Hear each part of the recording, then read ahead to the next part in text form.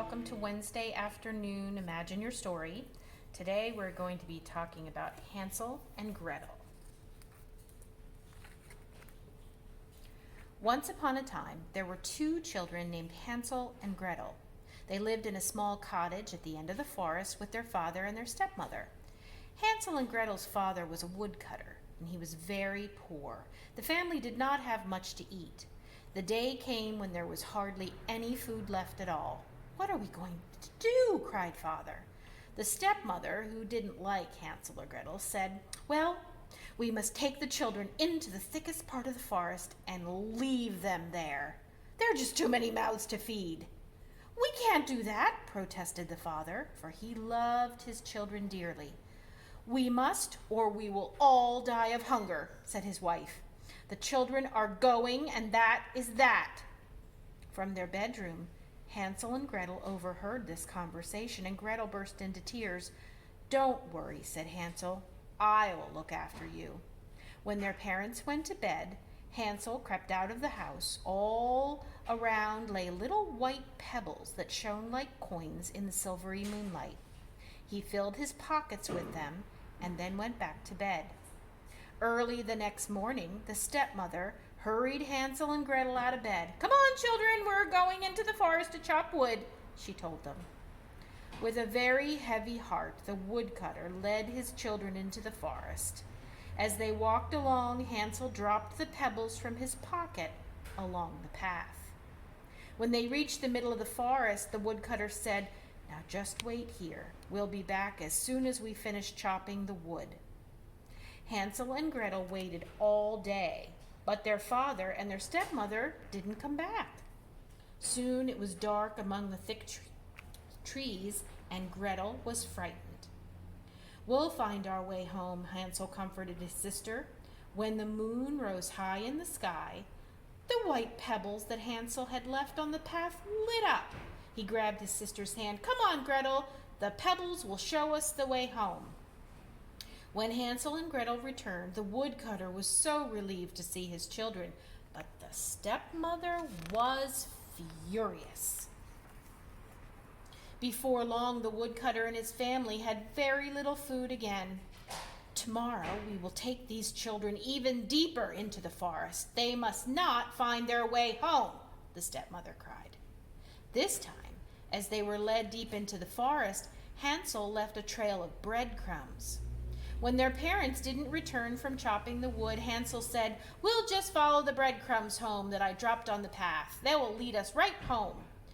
But when the moon came up, Hansel and Gretel couldn't see any crumbs. "The birds must have eaten them all," whispered Hansel. Frightened and hungry, Hansel and Gretel curled up under a tree and went to sleep, waiting anxiously for daylight. The next morning, they wandered through the forest, and after a while, they came to a clearing with a little cottage. "Hansel, look!" cried Gretel. "The cottage is made out of sweets and gingerbread." The children were so hungry they grabbed some sweets from the walls of the house, and just then the door opened and an old woman came out. "Come in, children," she said, smiling. "I've got plenty more food in here." Their stomachs were growling, and Hansel and Gretel followed the old woman into the cottage. After a delicious meal, she showed them to two little beds, and they lay down to sleep. But the children didn't know that the old woman was actually a wicked old witch who liked to eat children. When Hansel and Gretel woke up from their nap, the witch grabbed Hansel and locked him in a cage, and then she set Gretel to work, cleaning and cooking huge meals to fatten Hansel up. Weeks passed, and every morning the witch went up to the cage. "Hold out your finger, boy. I want to feel if you're fat enough to eat." Hansel, being a very smart boy, would hold out an old chicken bone instead. The witch's eyesight was so bad that she thought the bone was Hansel's finger. She wondered why the boy was not getting any fatter. One day, the witch grew impatient. "I can't wait any longer," she screeched. "I'm going to cook Hansel now." and Gretel was terrified. "We will bake some bread to eat with your brother," said the witch. "Go and check if that oven is hot." Grabbing Gretel's arm, the wicked witch pushed her roughly toward the open oven door. Grinning horribly, she licked her cracked lips. She was planning on eating Gretel, too. She couldn't wait for this delicious meal. Gretel guessed what the witch's trick was. "I'm too big to fit in there," she said. "Oh, you silly girl," cackled the witch. "Even I can fit in there."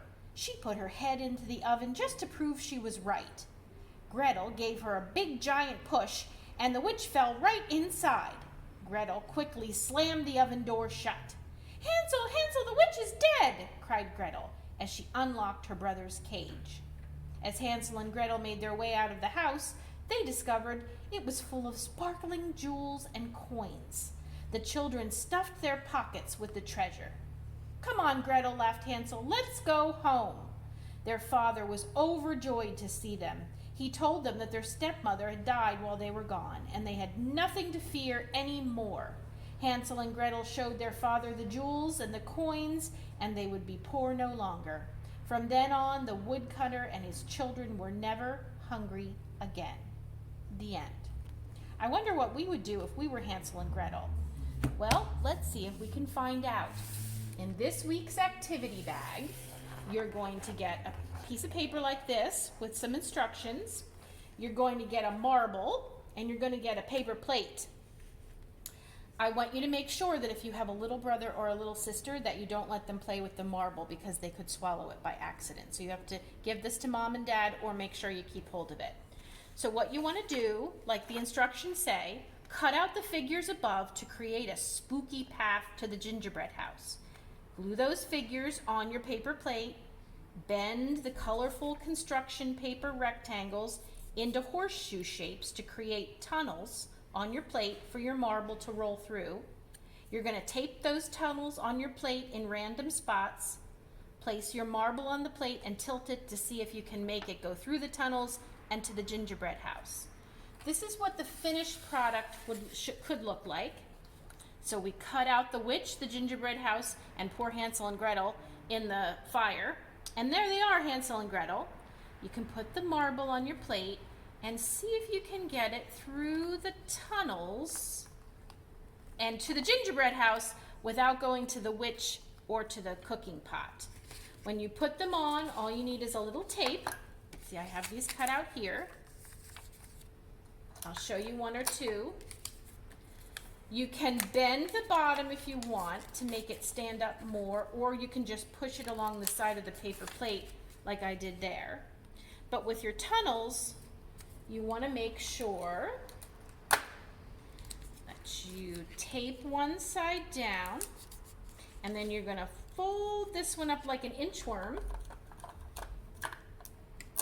and then tape the other side down. And you can put these anywhere on your plate that you'd like, and your marble will roll right through the tunnels like mine did.